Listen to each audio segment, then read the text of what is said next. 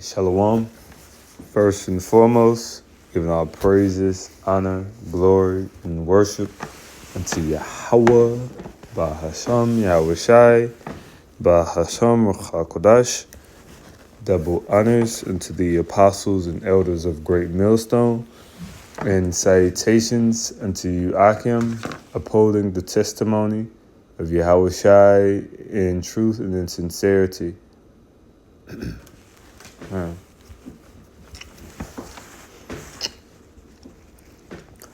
The title of this lesson will be The Insanity of Vanity. All right. And essentially, it's insane or irrational to trust in vanity, because when you go into that term vanity, it means empty, void of light, void of judgment, void of righteousness. And I'll allow the scriptures to speak. Let's go to Psalms chapter 94, right? I'll just chop that down right there. Psalms chapter 94.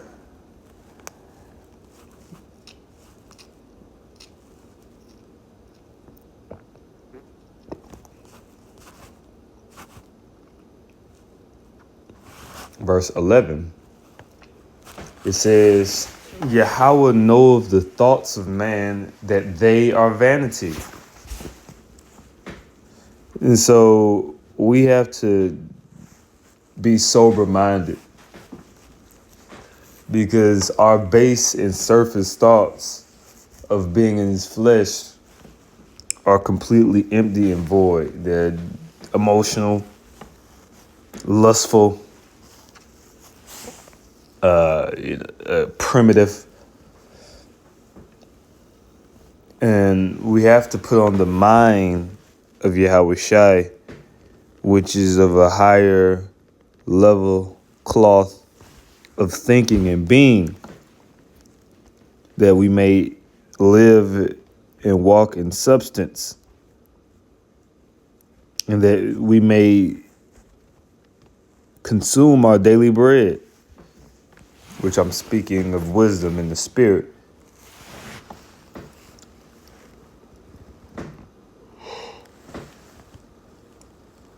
Excuse me.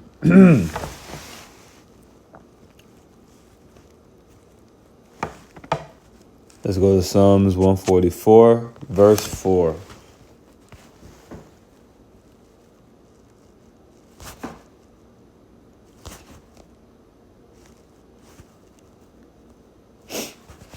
And it reads, it says, man is like to vanity. His days are as a shadow that passeth away. Right. So when we consider that, we should also consider that we should not be entangled with the affairs of this life, because we want to be able to please the God of eternity. Our little life that we have in this flesh is excessively temporal, meaning is only for the moment. Even a lot of the joy that you get in life in the flesh is only in a small portion of your life, in your youth, from probably like 15 to 35, 40, after that, you start to decay in the flesh. You can't do a lot of things you could do in your 20s and your 30s. So this life is not where it's truly the Lord is vanity. It truly is vanity. Certain decisions you can make can alter your life and your capabilities and your opportunities for the rest of this small temporal life. It's not something to be coveted after.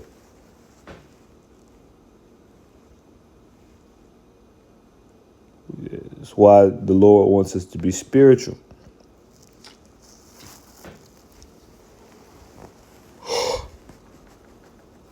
be purpose driven and put him first, that's where we will find fulfillment. Let's go to Proverbs, the 13th chapter, right? So,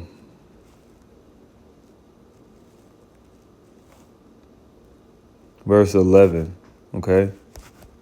It says, wealth gotten by vanity shall be diminished, meaning ill-gotten gains, fast money, right? Shortcuts.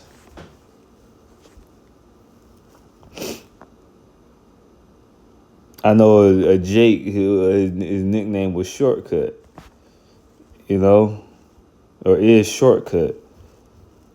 It's vanity. That's not something you want for a legacy.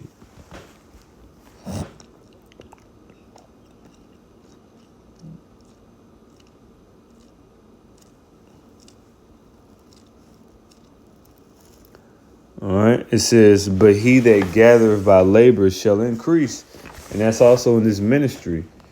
All right. Those of us who didn't take shortcuts, didn't sell out, all right, didn't take the bag from Esau, Edom, okay, which that's vanity.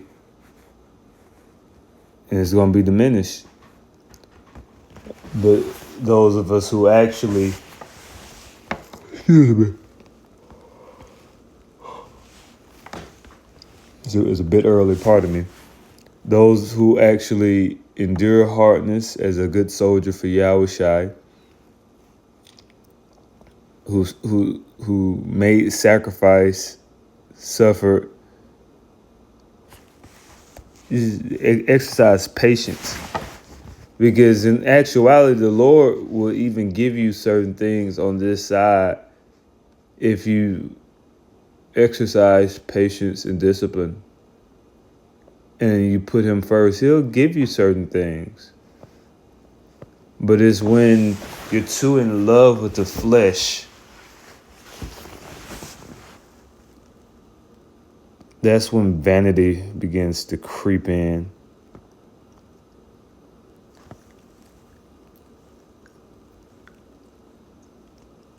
And vanity is not good.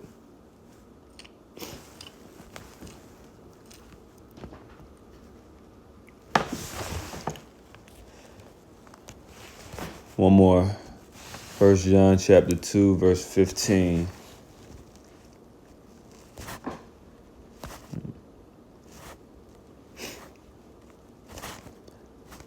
And it reads, it says, love not the world, which that world is going into this. Matter of fact, let's get that word world in the Greek.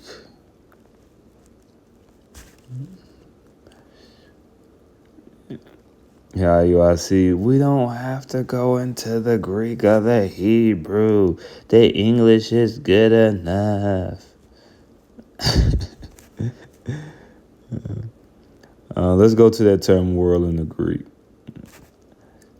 All right, which is cosmos, which, a lot of times you'll hear brothers say cosmos, meaning, Israel, which really cosmos does not mean Israel. All right, in certain contexts, that's why I wanted to bring this out. In certain contexts, because the term which in the Greek is cosmos, properly pronounced, but the term cosmos, all right, is where you get the term government or harmonious arrangement, constellation, right? And that's going into the body, the framework, the body of a given people or entity. All right. And so in certain contexts, that shows you that those term worlds, even though this world says love not the world, but both of those worlds they mean the same in Greek, where it says in John the 3rd chapter, it says, for God so loved the world. But then right here saying love not the world. but both of them are the same Greek word as well. But what do we know? We know that they mean different worlds though, because one of them is the world of Israel, and John 3:16 is the world of Israel, and 1 John 2:15, that's the world. This is the world of Edom, because Edom is in control of the world right now. Let's prove that. Let's go to it's that 2 Ezra 6, which this term world in this context, by the way, just to be fair, is age. All right, it's not the same. It's like the Greek word ion. But point being, we're in Esau's age. All right. That's the world that we're not supposed to love. This age. Well, this how do I say? We're not supposed to love this society. All right.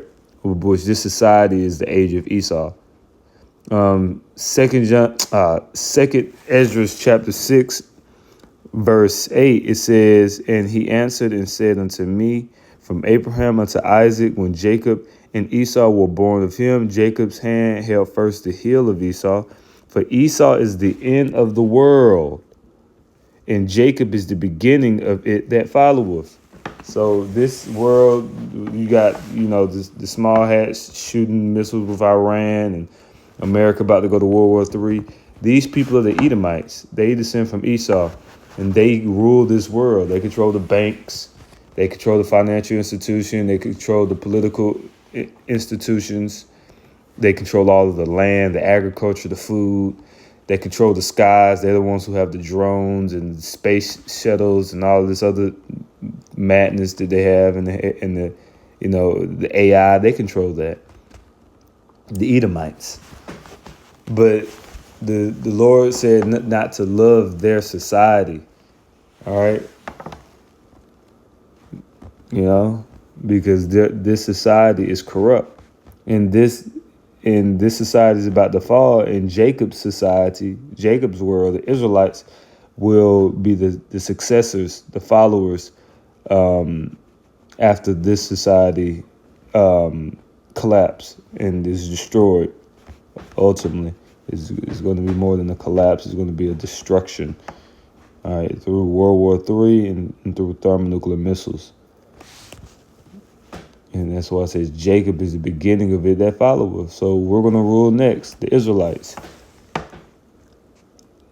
All right, let's go back to, we can go to the blue letter. It says, love not the world, which this is also cosmos, all right? But this is not talking about the world of Israel. This is talking about the social structure, the image, the image of the beast, the system of Rome, of Esau. That's what it's talking about in this context. Neither the things that are in the world. If any man love the world, the love of the Father is not in him. All right, so if you love this world, love of the Father isn't in you. It says, for all that is in the world, the lust of the flesh, the lust of the eyes, and the pride of life is not of the Father, but is of the world. And the world passeth away. This society is going to pass away. It says, and the lust thereof. But he that doeth the will of God abideth forever. And that's substance. That's fulfillment. And that's what we seek after. So I do hope and pray that this lesson was edifying. We give all praises, honor, glory, and worship unto Yahweh Bahasham Yahushua.